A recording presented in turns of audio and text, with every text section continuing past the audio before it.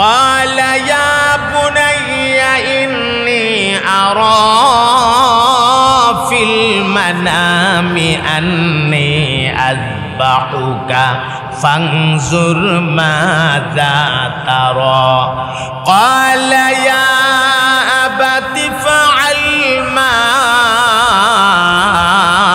تؤمر ستجدني إن شاء الله من الصابرين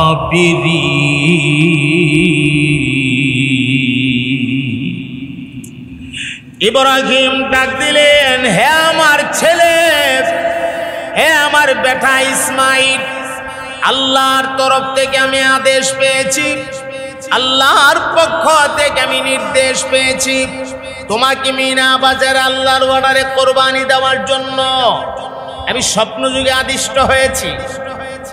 হে বাবা, এই বিষয়ে তোমার মতামত কি? ছেলেরে কয়, আমরা দেশের ছেলে হইলে উত্তর দিত, মাশাআল্লাহ বালা একটা স্বপ্ন দেখছেন, আপনি স্বপ্ন দেখেন আমারে জবাই করতেছেন, আমিও স্বপ্নে দেখছি বাবা আমি তোমারে জবাই করতেছি, এই উত্তরটাই দিত। কিন্তু ইসমাইল এমন উত্তর দিয়েছে, আল্লাহর কাছে ইসমাইলের জবাব বড় পছন্দ হয়ে গেছে। এই জবাব থেকে আল্লাহ তাআলা পবিত্র কোরআনে আয়াত বানায়া নাজিল করে দিয়েছে, আয়াত বানায়া পৃথিবীর মানুষের হেদায়েতের লক্ষ্যে। ইসমাইল ডাক দিয়ে বললেন, ইয়া আবাতি ফাআল মা তুমার, ওগো আমার আব্বা, আল্লাহ আপনাকে যা হুকুম করেছে তা আপনি করে ফেলেন, আর সাতাজিদুনি ইনশাআল্লাহু মিনাস সাবিরিন, আমাকে আপনি ধৈর্যশীলদের মধ্য থেকে পাবেন। সুবহানাল্লাহ। একটা চতুষ্প জানোয়ারের গলায় ছুরি লাগাইলেও ছুরির ভয়ে সে নড়াচড়া করে, আমি একটা মানুষ হইয়া বলছি আমি বিন্দু পরিমাণ নড়াচড়া করব না, এই কারণে করব না, এটা আমার আল্লাহর অর্ডার। সুবহানাল্লাহ। আপনি আমারে জবাই করে দেন। ওসিয়ত করলেন তিনটা, আমার চোখ আপনার চোখ বাইদা নেন, ছুরিটা ভালো করে ধার দিয়া নেন। সুবহানাল্লাহ, কি চমৎকার ওসিয়ত!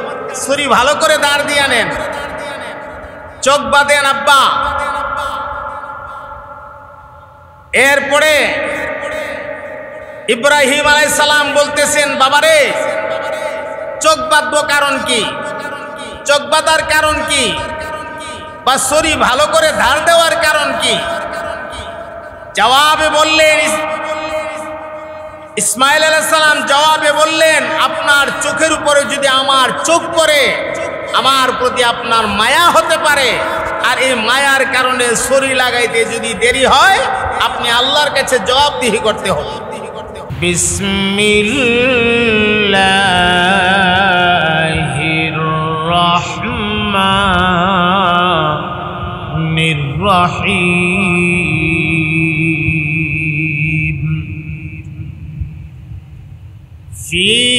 ফীহি আয়াতুম বাইয়িনাতুম মাকামু ইব্রাহিম ওয়া মান দাখালাহু কানা আমিনা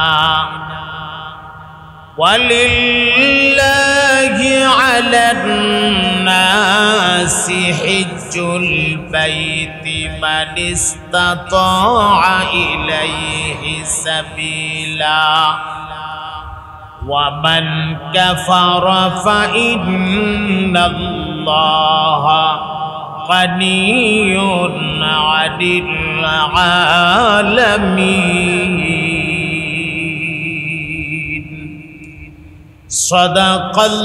সাদাকাল্লাহুল আযীম। আল্লাহুম্মা সাল্লি আলা সাইয়্যিদিনা ওয়া মাওলানা মুহাম্মাদ ওয়া আলা আলিহি وأصحابه وسلم জবান খুলে সবাই মহব্বতের আওয়াজে পড়ুন বালাগাল উলা বিকামালিহি কাশাফাদ দুজা বিজামালিহি হাসনাত জামিউ খিসালিহি সাল্লু আলাইহি মাশাআল্লাহর মহব্বতে পড়ুন বালাগাল উলা বিকামালিহি কাশাফাদ দুজা বিজামালিহি হাসনাত জামিউ খিসালিহি সাল্লু আলাইহি আলহামদুলিল্লাহ। আল্লাহ জাল্লা শানুহুর আলী শান দরবারে অসংখ্য অগণিত শুকর আর সুজুদ যে মহান রব্বুল ইজ্জত হাওয়াই যে দুনিয়া থেকে ফারেক করে সালাতুল জুমআ আদায় করার উদ্দেশ্যে আল্লাহ পাকের ঘর পর্যন্ত আমাদেরকে আসার বসার এবং কাবলাল জুমআ দিনী কিছু কথাবার্তা বলার আর শোনার তৌফিকটুকু এনায়ত করেছেন সে মহান মালিকের দরবারে আমরা শুকরিয়া পৌঁছাই। অন্তরের সবটুকুন ভালোবাসা উজাড় করে দিয়ে আমরা মহব্বতের আওয়াজে বলি আলহামদুলিল্লাহ। আমরা ধারাবাহিকভাবে আলোচনা শুনতেছি। আল্লাহ তাআলা বলেছেন খানায়ে কাবার এরিয়াতে আল্লাহর অনেক কুদরতের নিদর্শন রয়েছে। আমরা এই নিদর্শনগুলো নিয়ে আলোচনা শুনতেছি। গত জুমায় আমরা শুনেছিলাম কাবা শরীফ পৃথিবীর প্রথম ঘর। গত জুমায় আমরা শুনেছিলাম এখানে এক রাকাত নামাজ পড়লে 1,00,000 রাকাতের সওয়াব হয়। গত জুমায় আমরা শুনেছিলাম এই ঘরের হেফাজতের দায়িত্ব আল্লাহ পাক নিজে ওনার কুদরতে হাতে রেখে দিয়েছেন। গত জুমায় আমরা শুনেছিলাম হাতিমে কাবার কথা। গত জুমায় আমরা শুনেছিলাম সফা এবং মারওয়ার কথা। এই জুমায় এরপরে আমরা শুনেছিলাম আবে জমজম জমজম সম্পর্কিত কথা। এই জুমায় আমরা শুনব ময়দানে আরাফাত থেকে কথা। আল্লাহ পাকের কুদরতের নিদর্শন সমূহের মধ্য থেকে একটা নিদর্শন ময়দানে আরাফাত। পৃথিবীতে এমন কোনো মাঠ নাই যেই মাঠে দাঁড়ায়া গুনাহ মাফ চাইলে আল্লাহ মাফ করে দিবেন গ্যারান্টি আছে। একটি মাত্র মাঠ আছে যেই মাঠটার নাম ময়দানে আরাফাত। এই মাঠটার মধ্যে দাঁড়ায়া গুনাহ মাফ চাইতে দেরি আল্লাহ তাআলা মাফ করে দিতে দেরি হয় না। সুবহানাল্লাহ। এই মাঠের এত দাম কেন হলো? কারণটা কি?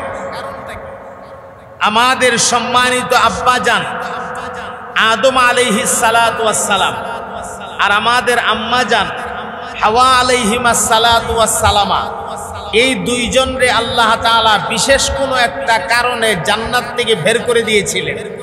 সেগুলি বলতে গেলে অনেক সময়ের ব্যাপার।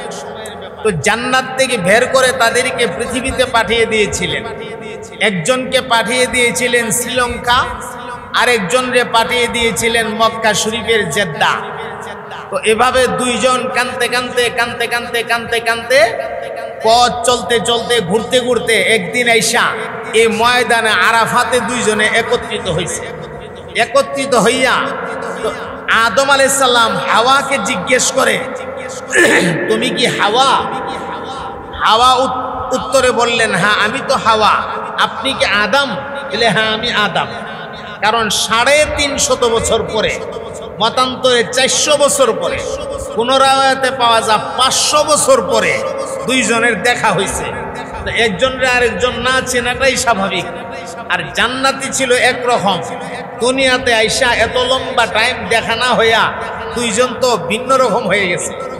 তারা পরিচয় লাভ করলেন। এই জন্য আরাফা আরিফ শব্দের অর্থ পরিচয় লাভ করা। এই জন্যই মাঠটার নাম আরাফাত।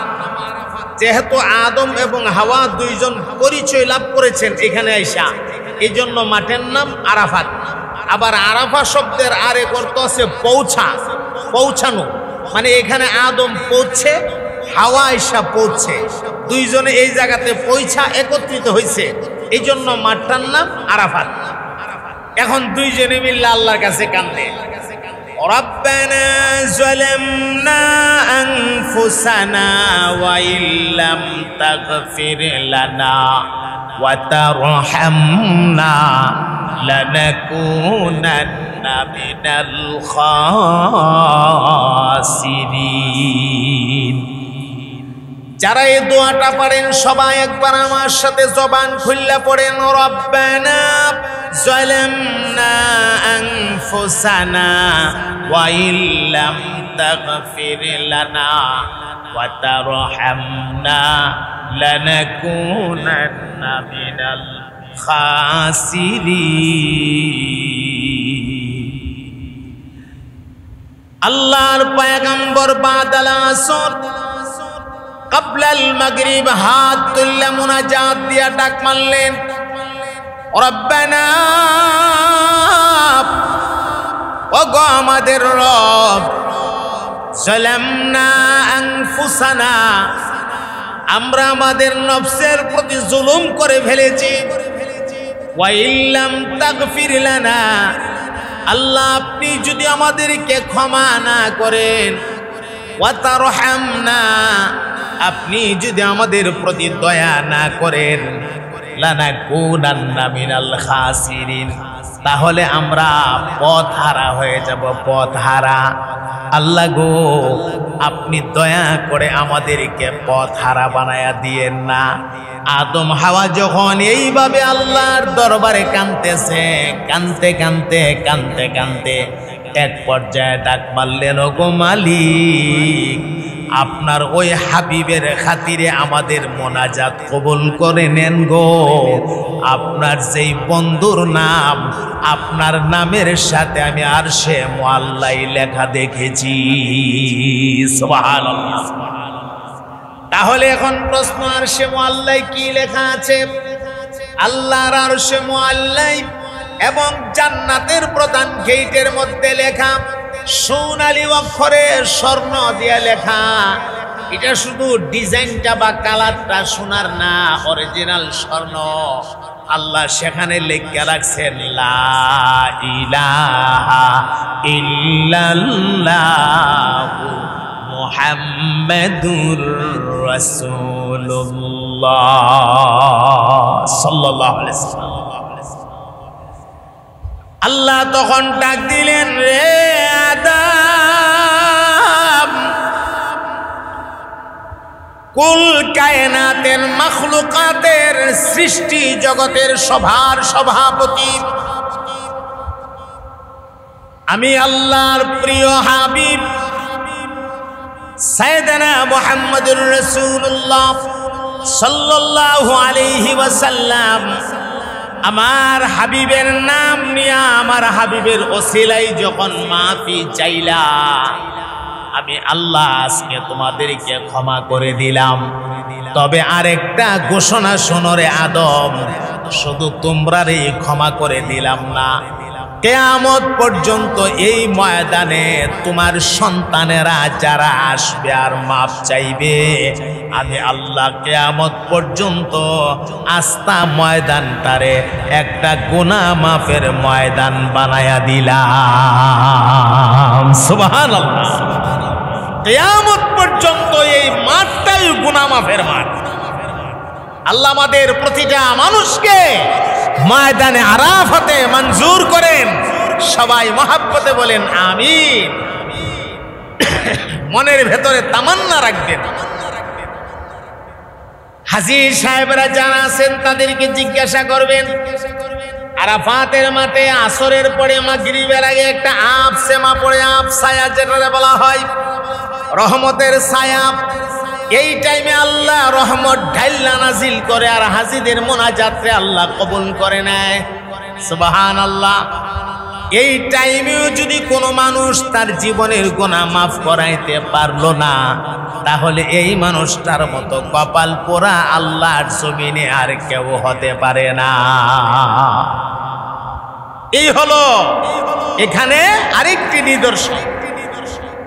ফিহি আয়াতুম বাইয়িনাত, আল্লাহর অসংখ্য নিদর্শন সমূহের মধ্য থেকে এটা আরেকটা নিদর্শন। সেখানে আরেকটা নিদর্শন আছে, মিনা বাজার। বাজারের তো অভাব নাই। আমাদের ব্রাহ্মণবাড়িয়া শহরের ভেতরেই তো কত বাজার আছে। আনন্দ বাজার, জগৎ বাজার, কত বাজার, বাজারের নাম আলাদা আলাদা। পুরা ব্রাহ্মণবাড়িয়া জেলার ভেতরে হাজার হাজার বাজার আছে। পুরা বাংলাদেশে, গোটা দুনিয়ায় হাজার হাজার বাজার আছে। কোন বাজারে গিয়া গোনা মাপ চাইলে গোনা মাপ হবে, গ্যারান্টি দেওয়া নাই। কিন্তু সেখানে মিনা বাজার নামে একটা বাজার আছে গো, সেই বাজারে গিয়া গোনা মাপ চাওয়া মাত্র আল্লাহ জিন্দেগির সব গোনা মাফ করে দে। সুবহানাল্লাহ। এই বাজারের এত দাম কেমনে হইল? সংক্ষেপে ইতিহাস শোনায় দিতেছে আপনাদের। আল্লাহর খলিল ইব্রাহিম আলাইহিস সালাতু ওয়াস সালাম ইসমাঈলকে আল্লাহর অর্ডারে মিনা বাজারে নিয়ে গিয়েছিলেন। সে অনেক লম্বা কথা। ইব্রাহিম সেখানে গিয়ে বলেছিলেন, ক্বালা ইয়া বুনাইয়া ইন্নী আরা ফিল মানামি আন্নী আযবাহুকা ফানজুর মাযা তারা। ক্বালা ইয়া আবাতি ফাআল মা তু'মার সাতাজিদুনি ইনশাআল্লাহু মিনাস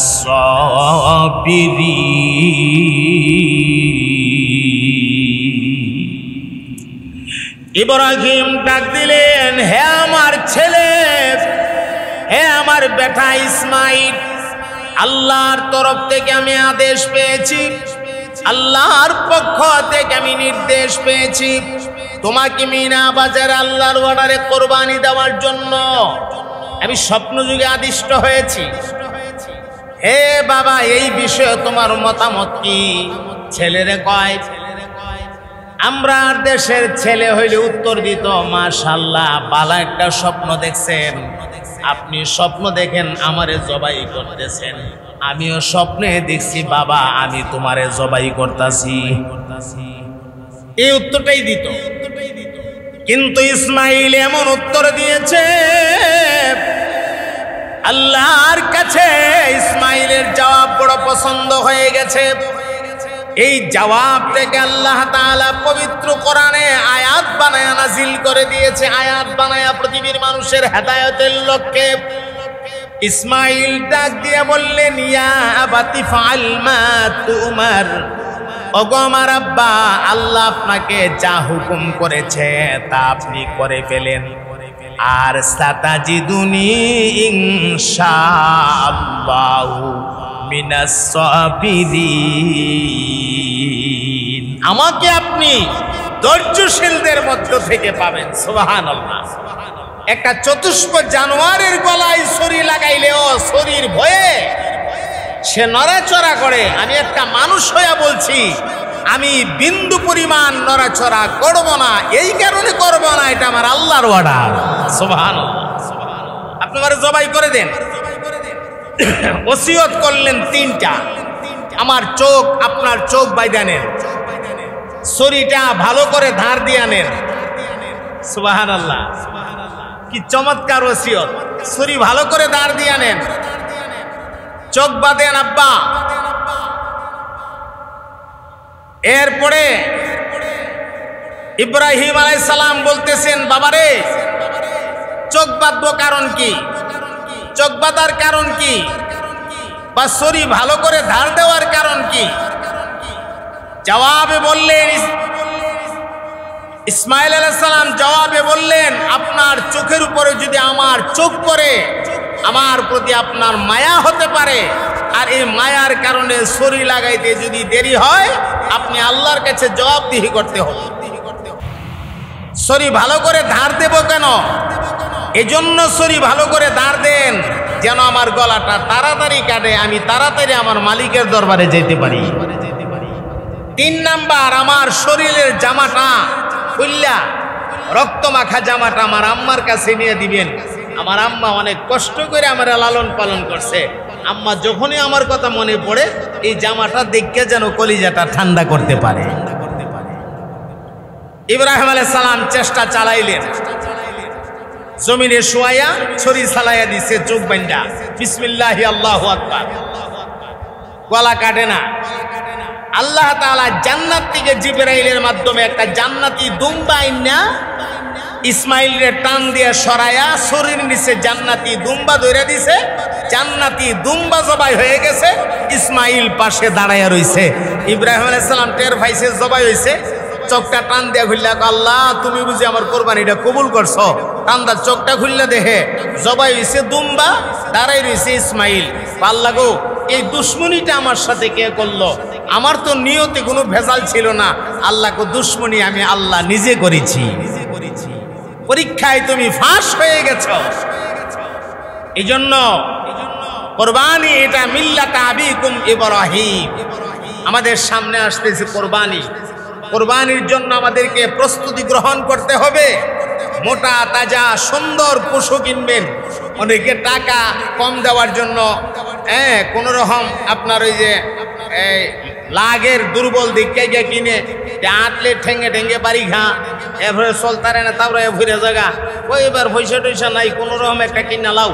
আবার অনেক সময় গরু কিনা সেরে আন্দাজ করে কই মন গুস্ত হইব, বাড়িতে না টেনশন করে গরু যে কিনলাম, এখন গরুর বাজারের গরুর গোস্তের দাম আর এই গরুর গোস্ত মিলাইলে হিসাব মিলাইলে ঠকলাম না জিতলাম, এই ঠগা জিতার হিসাব নিকাশ করে।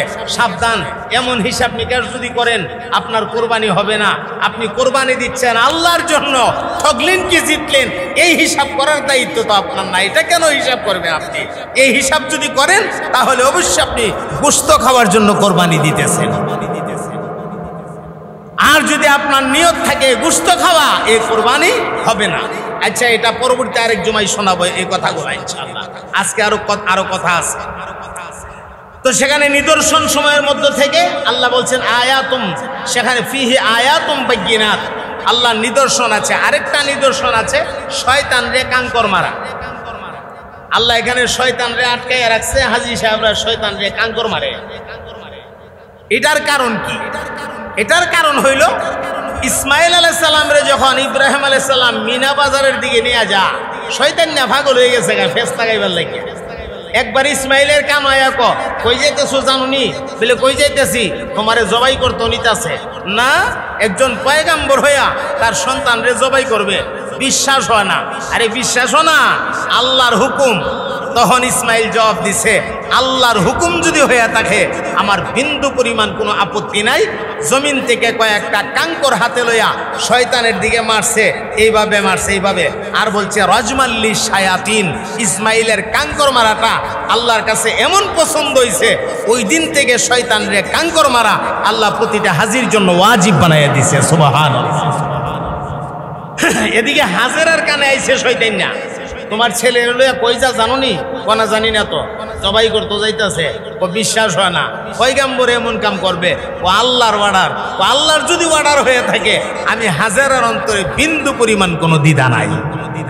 পরীক্ষায় ফাঁস না ফেল? পরীক্ষায় ফাঁস। আমার ভাইয়েরা, সেখানে আল্লাহর নিদর্শনগুলোর মধ্য থেকে আরেকটা বিশেষ নিদর্শন আছে। মক্কা শরীফ ছেড়ে দিয়ে হাজিরা মদিনাতুল মুনাওয়ারা যা।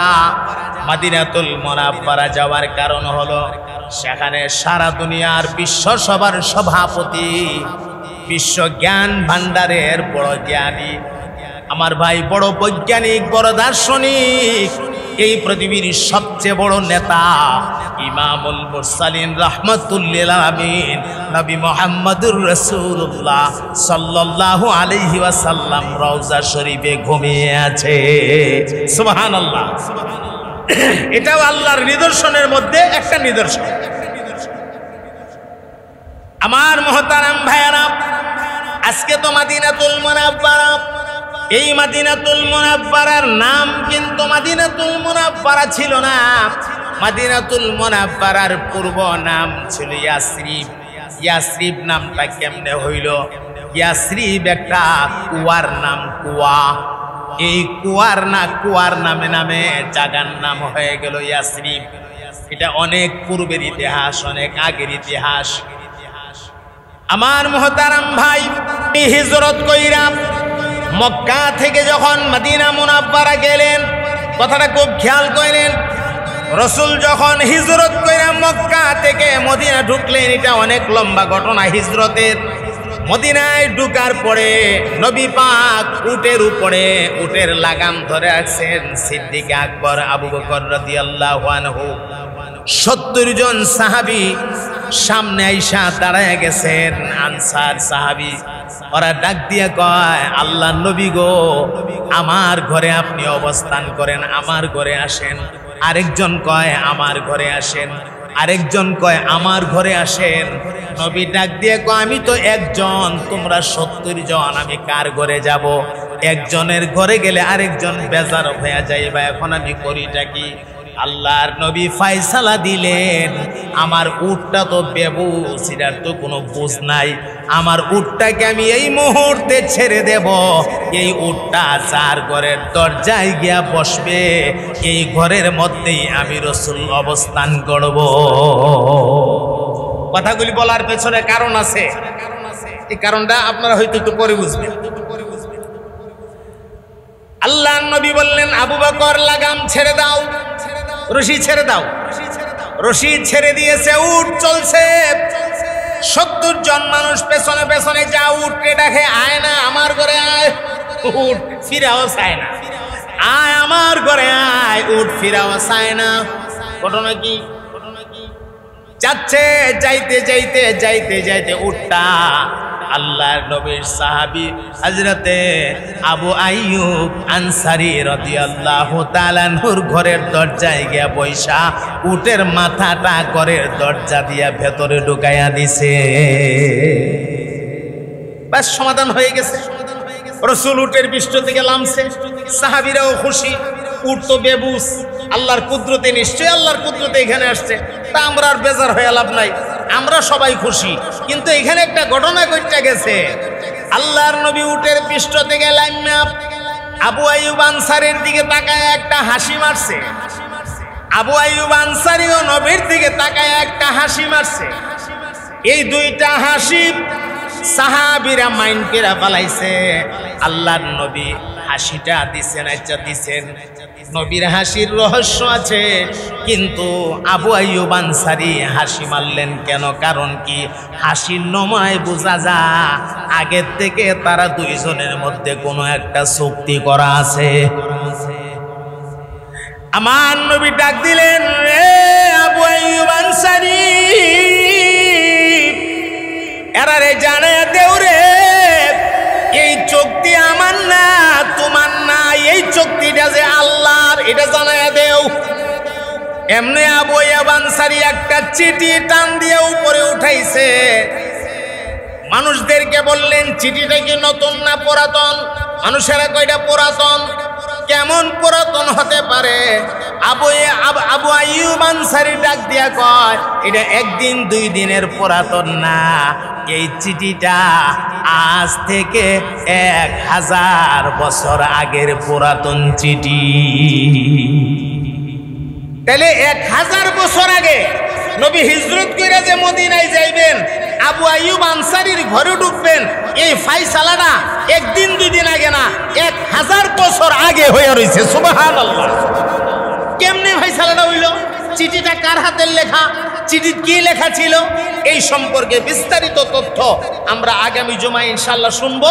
শোনার পরেই আমরা মদিনা মুনাওয়ারায় যে নিদর্শনগুলো আছে, বাকি নিদর্শনগুলো শুননা এরপরে আমরা হজের কিছু মাসলা মাসাইল শুনবো। আজকে যেহেতু চাঁদ ওঠার সম্ভাবনা বেশি, আজকে জরুরি কথাটা কইয়া দেয়া ভালাই, জরুরি কথাটা কইয়া দেয়া যায়, এটা খেয়াল রাখবেন। যারা নখ কাটবেন, মাথার চুল ফালাইবেন, যাদের দাড়ি বেশি লম্বা হয়ে গেছে, বেশি লম্বা যারা কাইটা অভ্যস্ত, এক মুষ্টির বাহিরে যারা কাটবেন, এক মুষ্টির বাহিরে, এই বাহিরের অংশটা যারা কাটবেন, এই চুল নখ এক কথায় আজকে পরিষ্কার করে ফেলাইবেন। আরো যত পরিষ্কার করার জায়গা আছে আজকে পরিষ্কার করে ফেলাইবেন।